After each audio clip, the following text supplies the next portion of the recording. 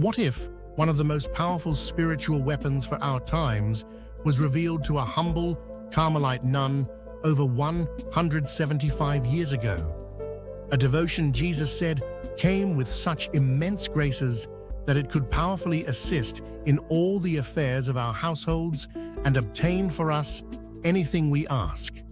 This led to a devotion with a Vatican-approved feast day that, despite its power, remains unfamiliar to many Catholics. In this video, we'll uncover the incredible story, promises, and power of the prayer to the holy face of Jesus. We live in an age of noise, of anger, of constant distraction. Many faithful people feel a sense of helplessness as they look at the state of the world. They see a rising tide of atheism, the casual blasphemy that's become a part of everyday language, and the profanation of Sundays, days meant for God and for rest. But what if I told you that heaven saw this coming? What if I told you that Jesus Christ himself provided a specific remedy, a divine answer designed to combat these exact sins and to release a torrent of grace upon the world? This isn't some new idea or a modern interpretation. This is the story of a hidden devotion given for our times that has been cherished by saints, approved by popes, and confirmed with astounding miracles. It is the devotion to the holy face of Jesus, a powerful work of reparation that you can begin practicing today. To understand the power of this devotion, we first have to travel back to 19th century France. The nation was still reeling from the spiritual devastation of the French Revolution, which had tried to enthrone reason over God and drenched the soil of France in the blood of martyrs. A spirit of atheism, anti-clericalism, and revolutionary fervor was sweeping across Europe. It was a time of immense social and political upheaval, a period where the very foundations of Christendom were being attacked, not just by armies, but by ideologies. In the midst of this turmoil, inside the quiet walls of the Carmelite monastery in Tours, France, a young nun began to hear a cry from heaven. Her name was Sister Mary of St. Peter.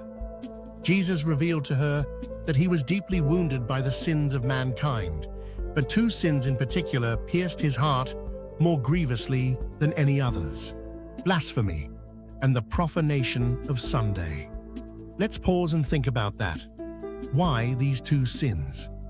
Jesus explained to Sister Mary that blasphemy is a direct assault on the majesty of God. He described it as a poisoned arrow shot directly into his sacred heart. Think about it. When someone curses or uses God's name in vain, they are attacking him publicly, scorning the very name before which every knee should bend. Jesus told Sister Mary that this sin curses him to his face, attacks him publicly, nullifies his redemption, and pronounces his own judgment and condemnation. It is a sin of pure malice, a rejection of God's love and authority. The second sin, the profanation of Sunday, is a rejection of God's sovereignty over our time and our lives. Sunday is meant to be a day of rest, worship, and family, a weekly reminder of our dependence on God and our eternal destiny. When society treats Sunday as just another day for commerce and labor, it erodes the sacred rhythm of life and pushes God to the margins. Jesus revealed that these sins were so grave that they were provoking the justice of God and that his Father was greatly offended. This was the spiritual sickness of the age, and it has only intensified in our own time. We are surrounded by a culture that often glorifies blasphemy in entertainment and public discourse. The relentless pace of modern life has all but erased the sacredness of Sunday for many. The faithful can feel overwhelmed wondering what they can possibly do in the face of such widespread rejection of God. But Jesus didn't reveal this problem without also providing a solution. He was calling for an army of souls to rise up and make reparation. Reparation is a beautiful theological concept. It means to make amends or repair the damage caused by sin. When we make reparation, we offer acts of love, prayer, and sacrifice to console the wounded heart of Jesus and to appease the Father's justice. We stand in the gap for sinners, offering our love in place of their insults. Jesus was asking Sister Mary of St. Peter, and through her, the entire world, to join in a special work of reparation aimed at consoling his holy face, which is so often dishonored by these sins. This devotion was to be a divine weapon against the evils of the modern age. So who was the youth chosen for such a monumental task? Perrine Elouer, who would become Sister Mary of St. Peter, was born in Rennes, France, on October the 4th, 1816. From a young age, she felt a deep calling to the religious life. She entered the Carmelite monastery in Tours in 1839, a place known for its austerity and deep contemplative spirit. By all accounts, she was a humble, obedient, and devout nun with a particular love for the infant Jesus. She wasn't someone who sought out visions or extraordinary spiritual phenomena. However, starting on August 24, 1843, her quiet life of prayer was interrupted by a series of profound interior communications from Jesus himself. These revelations would continue for 5 years until her death in 1848. It's important to understand, as she herself insisted, that these weren't typically physical apparitions or audible voices. Instead, she described them as interior understandings, moments where the Lord gave me to understand certain truths directly in her soul. In these communications, Jesus began to lay out his plan. He spoke of the deep sorrow he felt over the sins of the world, particularly the widespread blasphemy that was like a constant torrent of abuse against his divine majesty. He told her he was seeking souls who would act like Veronica.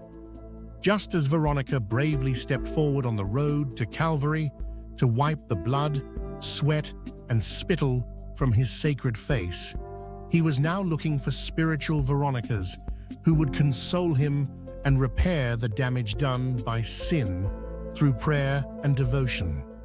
He wanted to establish a work of reparation that would adore his holy face, disfigured in his passion and outraged anew by the sins of men. Jesus revealed to Sister Mary that this devotion would have a twofold purpose: reparation for blasphemy and reparation for the profanation of Sundays and holy days. These were the primary offenses of the godless ideologies and revolutionary movements spreading throughout society. The devotion was to be a spiritual counter-revolution, a heavenly antidote to the poison of atheism. As you can imagine, this was a heavy burden for a young nun. She faced skepticism and trials. The work Jesus asked of her wasn't immediately accepted, and she met with many obstacles.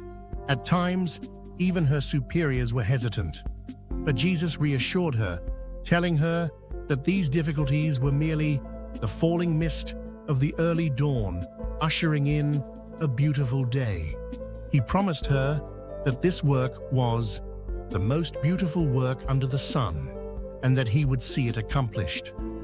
For 5 years, Sister Mary of St. Peter faithfully documented these divine communications in her autobiography, which would later be known as the Golden Arrow. She endured immense spiritual and physical suffering, uniting her own pains with the passion of Christ as an act of reparation. She was consumed with a desire to make Jesus loved and to console his sorrowful heart. She lived and breathed this mission of reparation until her death at the young age of 33 on July 8, 1848. She died without seeing the full flowering of the devotion Jesus had entrusted to her, but she had planted the seed with her fidelity, her suffering, and her love. The beautiful day she was promised was about to dawn, carried forward by another soul. Though Sister Mary of St. Peter had passed into her eternal reward, the revelations she received contained the very tools heaven intended to give the world. This was a divine arsenal containing powerful prayers and incredible promises, all centered on the adorable and wounded face of Jesus. The centerpiece of this arsenal is a prayer that Jesus himself dictated to Sister Mary. He called it the golden arrow. He explained that while blasphemy was a poisoned arrow wounding his heart, this prayer would be a golden arrow of love that would pierce him delightfully and heal the wounds inflicted by sinners. After receiving this prayer, Sister Mary had a vision where she saw torrents of graces streaming from the Sacred Heart of Jesus, wounded by this golden arrow for the conversion of sinners. The prayer is a magnificent act of praise and adoration. Here is the full text. Reciting this one prayer with a heart full of love and a spirit of reparation is a direct act of consoling God. Jesus told Sister Mary, "Oh, if you only knew what great merit you acquire by saying even once, 'Admirable is the name of God,' in the spirit of reparation of blasphemy." In addition to the golden arrow, other powerful prayers were given. One of the most important is an aspiration offered to the Eternal Father, which in some versions reads, "This prayer goes to the very heart of the devotion." We aren't approaching God on our own merits. We are taking the precious coin of the holy face of Jesus and offering it to the Father. We are showing the Father the face of his beloved Son, disfigured for our salvation, and asking for mercy upon the world in exchange for this priceless offering. And what did Jesus promise to those who would take up this devotion? The promises are truly astounding in their generosity, revealing the immense power that God has attached to the veneration of his holy face. Here are some of the key assurances Jesus reportedly made to Sister Mary of St. Peter. 1.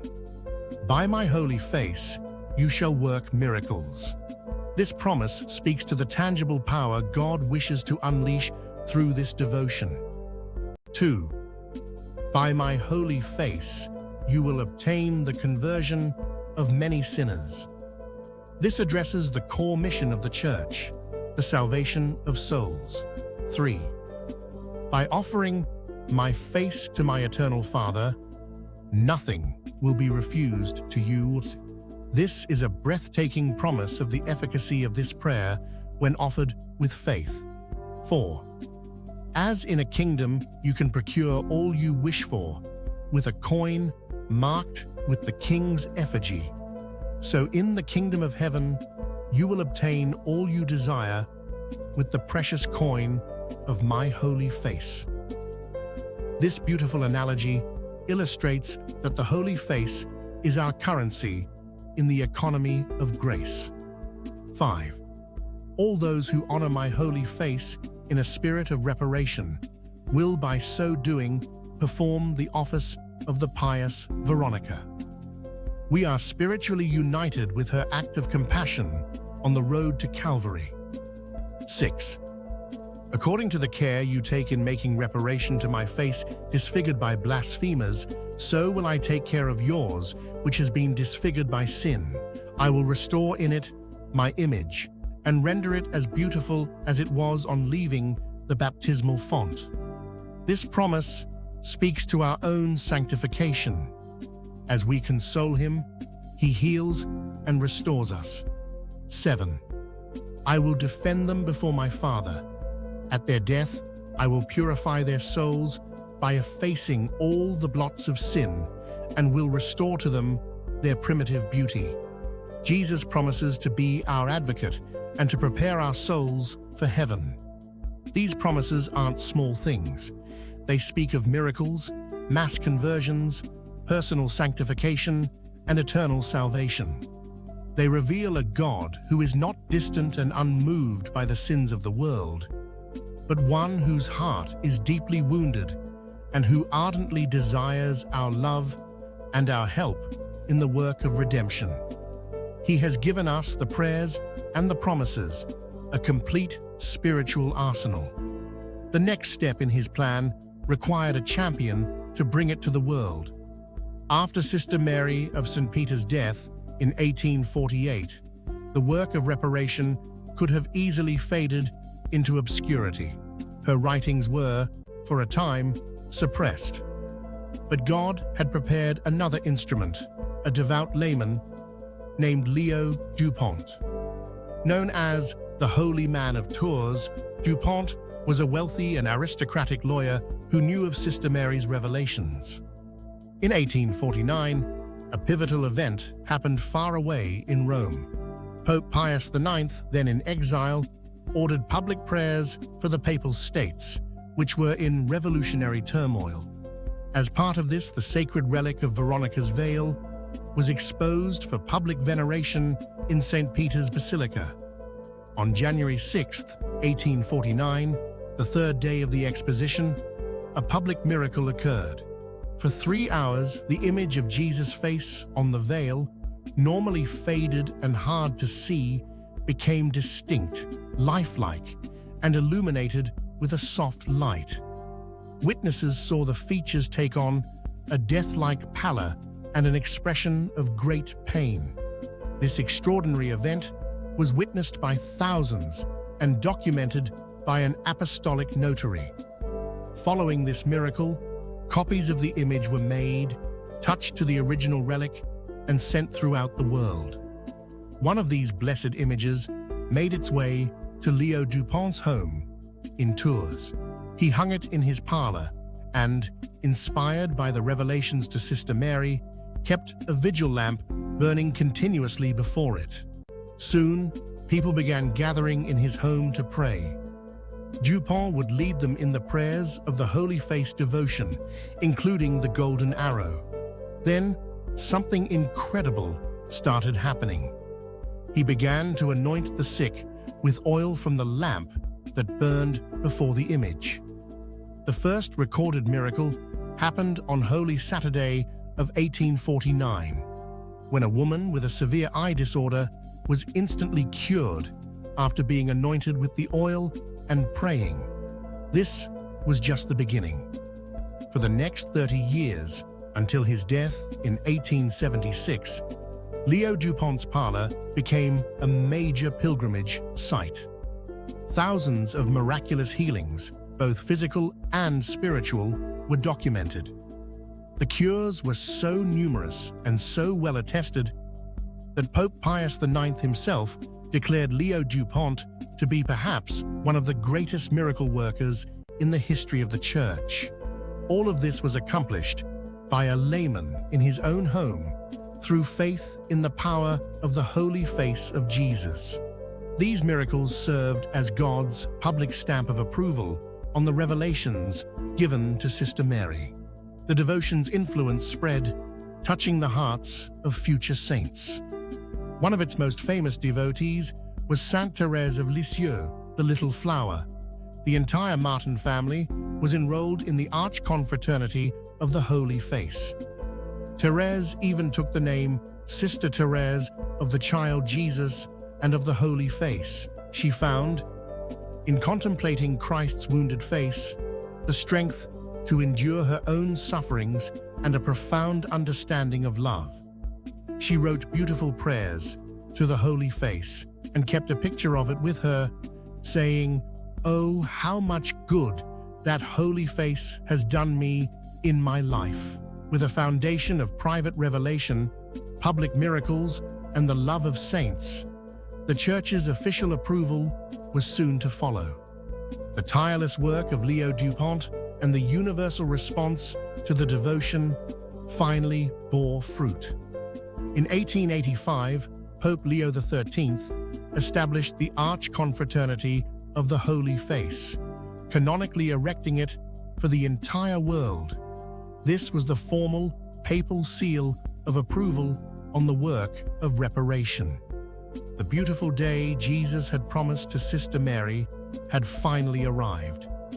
The approval was solidified even further in 1958, when Pope Pius XII declared the Feast of the Holy Face of Jesus to be celebrated on Shrove Tuesday, the day before Ash Wednesday, and made it available to all Roman Catholics. From a humble nun's interior visions to a worldwide, Vatican-approved devotion with its own feast day, the journey was complete. We've journeyed from 19th century France to the heart of the Vatican. We've seen how Jesus, in his infinite mercy, revealed a powerful spiritual weapon to fight the specific evils of our time. He gave us the story of a humble nun, the prayers of reparation like the golden arrow, a list of incredible promises and the proof of miracles and papal approval. The question now isn't whether this devotion is real or powerful. The question is, what will we do with it? The sins of blasphemy and the profanation of Sunday that wounded Jesus' heart in the 1840s are rampant today. His call for an army of souls to make reparation is more urgent than ever. This is not a devotion reserved for mystics or saints. It's for you. It's for me. It is for every person who looks at the world and feels a holy sorrow. For every person who wants to console the heart of Jesus and bring his grace and mercy into their homes and communities. You can start today. Begin by praying the Golden Arrow Prayer. Offer it to the Father in reparation for the sins that wound his Son. Take up this divine weapon that heaven itself has given us. To help you begin this powerful practice, I invite you to take the next step. I've created a companion video, a purely devotional guide where you can pray along with the full prayers of reparation to the Holy Face of Jesus. It's designed to be a tool for you to use daily or weekly. Click on the link in the description or the end screen to go directly to that prayer video. Don't just learn about this devotion, start living it. Thank you for joining me on this journey into one of the most important and timely devotions for the modern era. If this message has touched your heart, please subscribe to the channel so you don't miss future videos that will help you deepen your faith. May the holy face of Jesus shine upon you, and may you become a true, consoling soul who repairs and renews the image of God in this world. Amen.